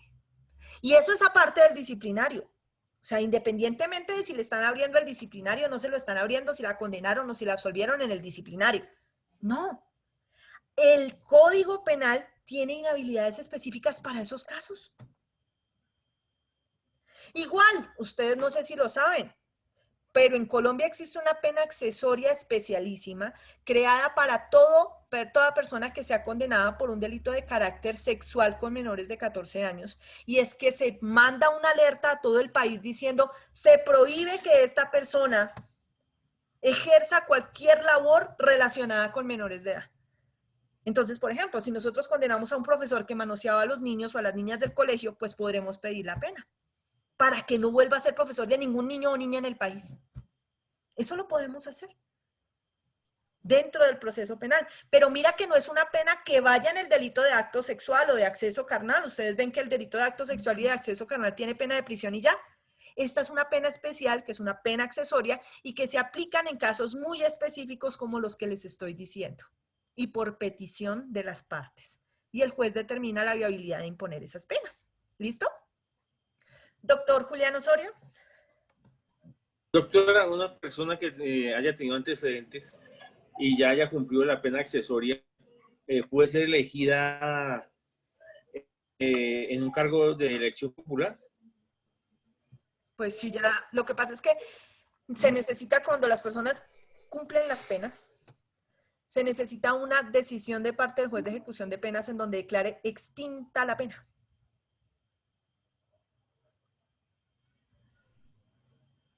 Está fluctuando el internet. Donde le declare extinta la pena. Entonces, si ya está el acto de extinción, en teoría puede hacerlo. En teoría. Pero porque ya se le extinguió la pena. Pero lo que pasa es que muchos de los cargos públicos exigen no tener antecedentes penales. Entonces, pueda que usted le hayan restablecido el derecho de volver a trabajar en esa clase de cargos. Pero otra cosa es que usted cumpla con los requisitos para el cargo, porque uno de los requisitos es no tener antecedentes. ¿Y usted los tiene o no? ¿Listo? Ok. ¿Listo, doctor Julián? Ok. Doctor Orlando. Doctora, ¿cuánto es el tiempo máximo que inhabilitan a un servidor público, digamos, en casos de, así como el abogado de Uribe? Veo que son como 10 años. Sí, son como 10 años, ¿cierto? No, ese es el tiempo máximo de inhabilidad. Ese es el tiempo máximo de inhabilidad en procesos disciplinarios ante la Procuraduría. En el proceso penal las penas son diferentes. Ustedes van a encontrar del 43 al 53, que ahí les dicen cuánto es el mínimo y el máximo de cada inhabilidad en el país. ¿Listo? Vale, gracias. Ok. Gracias. Listo. Entonces, ahora ya sabemos que hay varias clases de penas, ¿no es cierto? Profe, ¿y cuánto es el máximo en el país para cada pena? Entonces, aquí les voy a explicar esto y que no se les olvide nunca, nunca más, porque vamos a tener problemas cuando ustedes presenten el parcial final. Pena de prisión. Las penas de prisión, la pena de prisión tiene un máximo en el país. El máximo es de 50 años en la pena de prisión, excepto cuando se trate de concursos. Si hay concurso de delitos, excepto, si hay concursos de delitos, cualquier concurso, ojo, desde que sea real, ¿no? No aparente. Excepto en concursos, se permite que la pena máxima sea de 60 años en el país. 60 años. ¿Listo? A Rafael Uribe Noguera lo condenaron por los delitos de acceso carnal con menor de 14 años agravado, secuestro simple agravado y feminicidio agravado. ¿Cuántos delitos? 3. 3. ¿Concurso homogéneo o heterogéneo? Heterogéneo. Ayer dijimos que era sucesivo, ¿no es cierto? Porque primero la secuestró, luego la violó, luego la mató. Listo. ¿Cuánto es el máximo que le pueden imponer a Rafael Uribe Noguera en Colombia por esos 3 delitos? A los 40 años. 50. 60 años. 60 años, pero si ahí está, amores, se los acabo de colocar. Si son varios delitos, los 3 ¿Qué es sumados concurso? o todos los delitos sumados en concurso no pueden superar los 60 años. Todos los delitos sumados en concurso no pueden sumarlos más de 60 años. Si ustedes van a analizar acá la sentencia de Rafael Uribe Noguera, que en segunda instancia, en primera instancia fue condenado a 53 años. La fiscalía pidió 60, el máximo legal en Colombia para ese caso. Como la juez de primera instancia, que era la juez 35 penal del circuito de Bogotá, no condenó a esa pena, la fiscalía apeló y en segunda instancia el Tribunal Superior de Bogotá, en su sala penal, le subió la pena a Rafael Uribe Noguera a 55 o 58 años, no recuerdo muy bien. Rafael Uribe Noguera tiene aproximadamente 35 años. 58 años, doctora. 38 años. Cometió delitos contra una menor de edad, es decir, que no tiene rebaja de pena por aceptación de cargos, pero sí tiene redención de pena, que es otra cosa que vamos a ver acá. Aún si Rafael Uribe Noguera se dedicara a trabajar, estudiar como loco, ese tipo, porque le rebajen y mejor dicho, le rebajen la pena a más no poder, de los 55 o 58 años que le dieron, alcanza a rebajar 5 en toda su vida. ¿Ustedes creen que con una pena de casi 60 años a los 38 necesitamos cadena perpetua para violadores en Colombia? Ya está muerto. Por lógica no, doctora. Por lógica no. ¿Le queda? No le queda mucho. Ah, bueno. ¿Usted cree que eso no es una cadena perpetua? Si a todos se la aplicaran, doctora, si a todos se la aplicaran. Claro. Ahora, hablemos de un joven de 18 años, no alguien tan mayor, entre comillas, como Rafael Uribe. 18 años, le imponen 60, sin rebaja de pena. Casi 70 años, doctora, 68 años. 78 personas. 78 años.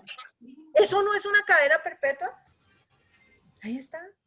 Ahora, tanto que hablan de los sistemas anglosajones y demás. ¿Usted ha escuchado en noticias o en películas que o en documentales de Netflix, que a tal asesino serial lo condenaron a 5 cadenas perpetuas? ¿Lo ha escuchado? Sí. ¿Sí? Y usted dice, oiga, pero qué cosa tan estúpida, 5 cadenas perpetuas con una basta, es hasta que se muera. No, las cadenas perpetuas en Estados Unidos no duran más de 25 años. Profe, dicen 2 cadenas perpetuas más 10 años, por ejemplo. Exacto, ¿por qué? Porque la cadena perpetua ya son 25 años. Acá tenemos 60 y estamos chillando, perdón. Deberían cambiarle el nombre, profe. Exacto, pero es porque cada 25 años lo revisan. ¿Me entiendes? Entonces, ¿por qué caramba la gente aquí vive, perdón, descuerándose? Porque en Colombia no hay cadena perpetua para violadores, ni para políticos corruptos, ni para asesinos de niños, sin conocer que la pena máxima en Colombia para delitos concursales son de 60 años. Ah, no, pero eso es para el que realiza varios delitos. Pero el que mata a varios niños, ¿qué, profe? Rafael Uribe Noguera, ¿cuántos niños violó? Que sepan. Doctora, no se escucha. Doctores. Doctora, ¿Me escuchan ahí? ¿Me escuchan ahí? ¿Me escuchan ahí? Solo díganme si un poco. Mejor, mejor. Listo. Ahora, les digo lo siguiente. Ustedes podrían pensar, pero profe, eso es para el que hace varias cosas, o sea, el que mata a varios niños, pero si mata a uno solo. Rafael Uribe Noguera, ¿cuántos niños mató? 1. Uno comprobado. Sabemos, una comprobada. Que sepamos, una. Uno. ¿A cuántas niñas violó? A la misma una. Una. Y tiene una de las penas más altas del país. Casi el máximo legal del país. Profe, ¿y por qué la gente que está en el proceso de paz, estos guerrilleros, estos paras, toda esta gente que hizo y deshizo, que mató a miles de millones de personas en el país, por qué tienen 4 penas, 8 años de pena, o incluso no tienen pena y están en el Congreso? ¿Por qué, profe? Ya le dije, porque eso es justicia transicional, no justicia de la nuestra. No es la justicia habitual, la ordinaria, la que estoy enseñándole yo. En los procesos de justicia transicional, la cantidad de pena y el valor de la justicia se miden diferente. ¿Listo? Entonces no podemos decir, ah, claro, a Rafael Uribe Noguera mató a una niña, la violó, sí, terrible, pero le metieron 60 años al tipo casi. Y a estos infelices les dieron una curula en el Congreso y no pasó nada. Y andan por ahí libres. Son diferentes escenarios en justicias distintas. La situación es completamente diferente, sus procesos son diferentes. No estoy diciendo que sus víctimas sean diferentes y que los daños que hicieron sean distintos. Solo que el proceso por el que fueron juzgados, el procedimiento por el que fueron juzgados es distinto. ¿Listo? Entonces, estamos en la ordinaria y así nos movemos en la ordinaria. ¿Listo? ¿Ok? Ok. Ahora. Profe, Ya. una preguntita, qué pena. Señor. Yo quería hacer perdón, no sé, discúlpame. Yo quería hacer, digamos, puntualizar un tema. Cuando el presidente Duque habla de la cadena perpetua, o sea, que es ya definida durante toda la vida de la persona a los violadores, eso es mentira, porque igual también estaría violando las normas de la Constitución, que es norma de normas, ¿cierto? O sea, eso no se puede... Es que, de hecho, no sé si ustedes saben que lo que se aprobó en el Congreso fue un acto legislativo, es decir, están modificando la Constitución para permitir la cadena perpetua en Colombia. O sea, esa es la diferencia ahorita. Pero ¿qué es lo que pasa? Que la Corte Constitucional está decidiendo la constitucionalidad o no de ese proyecto de acto legislativo, porque entonces ya no sería inconstitucional porque está modificando la Constitución, pero sí podría entrar en contravía con unos bloques de constitucionalidad que se elevan, y es el control de convencionalidad, y es que de todas maneras la Constitución no puede entrar en contra de los convenios internacionales, y si nosotros ratificamos unos convenios internacionales que dicen que no habrá cadena perpetua en Colombia, pues así la Constitución la modifiquemos para decir que sí, los convenios estarían por encima y la norma sería inconvencional, es decir, iría en contra de las convenciones firmadas por Colombia y que serían bloque de constitucionalidad y estarían por encima de la Constitución. Su profe de constitucional les explica mejor eso, ¿vale? Pero a grandes rasgos es eso. Juliet López, señora. Gracias. Ok. Juliet.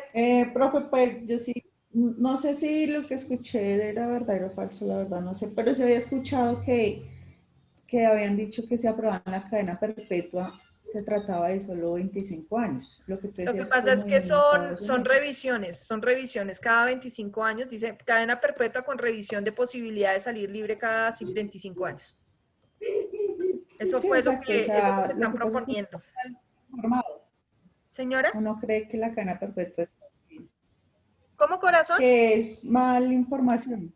Sí. Es mala información a las personas. Yo no sé, tal vez soy demasiado presuntuosa, pero esta clase no debería llamarse Derecho Penal, debería llamarse Abre los Ojos, porque es que ustedes hace casi 20 clases tenían una mano de ideas súper diferentes de todo lo que pasaba en el país. Ahorita ya no son los mismos, ni ven las cosas igual. ¿Ven? Porque ustedes están aprendiendo cosas que antes no sabían. Y que el resto del planeta jura que son así. ¿Listo? Ahora, ya sabemos que el máximo de pena de prisión en Colombia son 50 años por un solo delito y de 60 años cuando son varios delitos. La pena de multa máxima en Colombia son 50.000 salarios mínimos legales mensuales vigentes. Eso es un jurgo de plata. ¿Cómo sabemos los salarios mínimos mensuales legales vigentes? Es importante tener en cuenta que no son 50.000 millones. Son los salarios mínimos mensuales legales vigentes al año en que se cometió el delito. Entonces, si el delito se cometió en este año y se condena a la persona a 100 salarios mínimos legales mensuales vigentes, ¿son 100 salarios de qué año? Los que debe pagar. Actuales. ¿Ocurrieron los hechos? Los actuales. Y si paga la pena, si paga la multa en 10 años, pues en 10 años pagará lo que valía en este momento, no lo que valga en 10 años el salario. ¿Listo? Entonces, el máximo en Colombia para la pena de multa son 50.000 salarios mínimos mensuales legales vigentes. No nos podemos pasar de ese tope. Ese es el tope legal. Si un juez llega a imponerle a una persona más de 50.000 salarios, más de 50 años de prisión por un solo delito o más de 60 años de prisión por un concurso de delitos, la pena es ilegal. ¿Listo? Porque no se puede más allá de lo que la ley dice. ¿Listo? ¿Hasta ahí me entendieron? Listo. Sí, doctor. Ahora, las penas accesorias que ustedes van a leer esta noche, por favor, del 43 al 53, cada una trae un mínimo y un máximo. Eso depende de cada pena. Entonces, por eso no se las explico ahorita, porque cada una tiene un rasero diferente. Pero las más trabajadas, que son las penas de prisión y las penas de multa, traen ese máximo. Entonces, ustedes van a encontrar unos mínimos y unos máximos dentro de cada delito, en donde, por ejemplo, en el delito de falsedad, digamos las falsedades que casi no las tocamos. 286, vámonos al 286 del Código Penal. 286. Falsedad ideológica en documento público. Ya no nos importa lo que diga el delito. Concentrémonos en la pena. Acá mi código dice pena de prisión de 64 a 144 meses. ¿Cuánto es el máximo que puede imponerle el juez por ese delito específico a una persona? ¿Cuánto es el máximo? 144 meses. ¿Listo? No puede más de ahí. No puede más de ahí. Está amarrado ahí. Ahora, ¿cuánto es el máximo que le puede imponer de multa en ese delito? Perdón, de inhabilidad para el ejercicio de derechos y funciones públicas. Los 10 años. 180 meses. 180 meses. Ahí están. 180 meses. Ahora, hablemos. ¿Dónde está? ¿Dónde está? Acá. Falsedad marcaria. 285. ¿Tiene prisión de qué estilo? Perdón, ¿tiene pena de qué estilo? ¿Pena de? ¿Qué artículo es, Doc? 285. ¿Tiene pena de? 5 años máximo. Sí, pero ese artículo tiene una pena de prisión y una pena de... Dice prisión de 16 Multa. años. Prisión y multa, muy bien. Tiene pena de prisión y pena de multa. ¿Cuánto es el mínimo de la pena de prisión? 1 año. 16 meses. A uno les aparece 1 año, a otro les aparece 16 meses. Tranquilos que yo les voy a explicar esa diferencia. Y a otros les aparece una multa de, una pena de prisión, el máximo en 90 meses, y a otros les aparece ¿en cuánto? 5 años. 5 años. Listo. ¿Por qué razón les estoy explicando esto? Para que ustedes tengan en cuenta las modalidades de penas que tenemos. Pues primero para que las conozcan y sepan los mínimos y los máximos legales en el país. Pero también porque el proceso de individualización de pena, todo lo que vamos a aprender a hacer, lo tienen que aprender a hacer con cada marco que encuentren en cada delito. Me explico. Si un delito como este, que es la falsedad marcaria,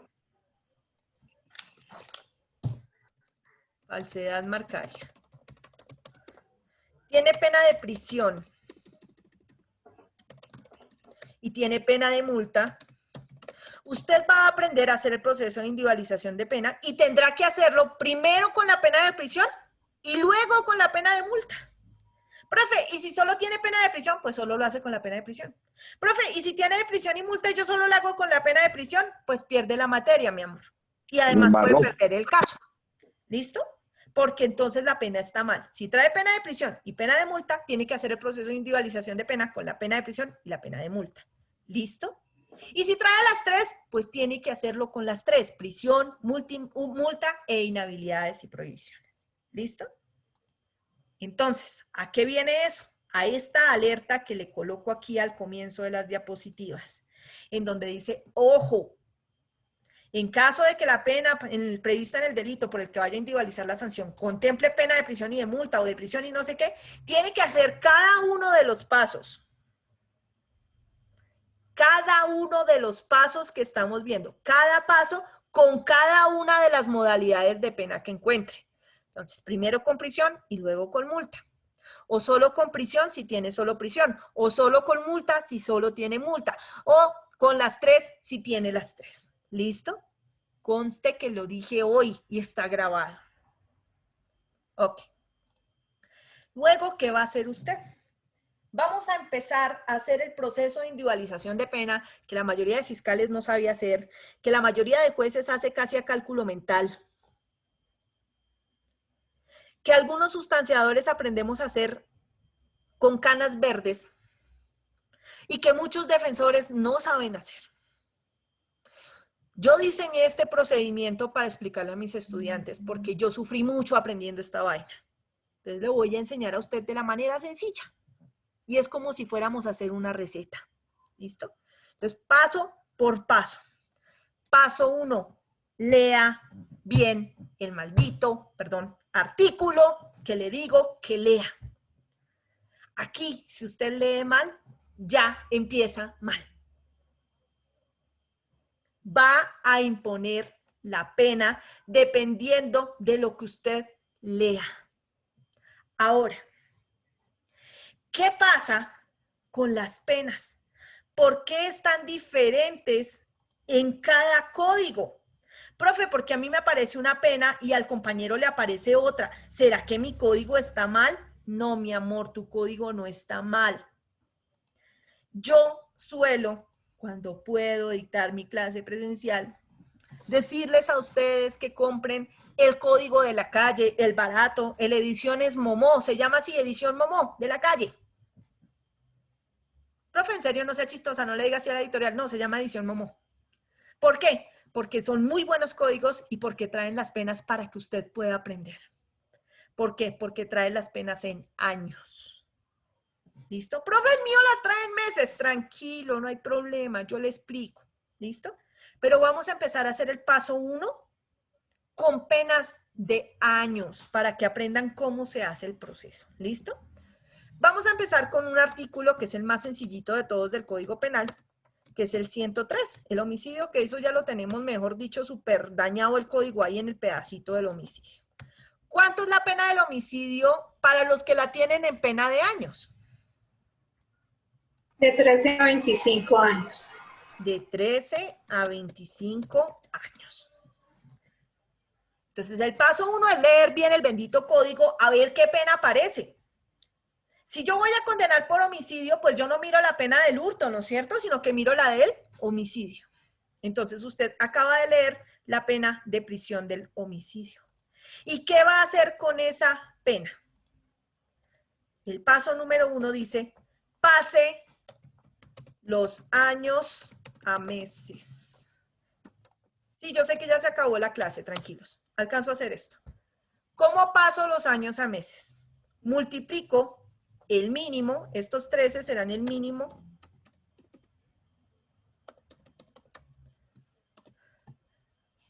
y el valor del máximo, cada uno por aparte, los multiplico por 12. ¿Cuánto es el mínimo? 13. ¿Lo vamos a multiplicar por cuánto, doctores? Por 12. Profe, ¿por qué por 12? Porque son 12 meses del año. ¿Listo? ¿Cuánto les da 13 por 12? 156. ¿156 qué? Meses. Meses. Jamás se le olvide la unidad de tiempo que está manejando. Acá estábamos hablando en años, 13 años. Y convertimos a meses. Eso es clave, porque si no usted se va a enredar. Ahora, el máximo son 25 años. Multiplíquelo por, ¿cuánto? 12. 12. ¿Cuánto le da? 300 meses. 300 meses. Profe, ¿y si el homicidio trajera pena de multa, también hacemos la multiplicación por 12? No, porque la multa viene en salarios mínimos, no en años. Las únicas que multiplicamos por 12 son las penas de años. ¿Listo? Las penas de prisión. Mañana vamos a ver de dónde sale el resto. Por favor, lean del artículo 43 al 53 para que se vayan familiarizando con las penas accesorias. Ya les subo las diapositivas y que descansen, doctores. Gracias, Gracias, doctora. doctora, muy amable. Gracias, Gracias. profe. Lo mismo. Feliz Gracias. noche. Gracias.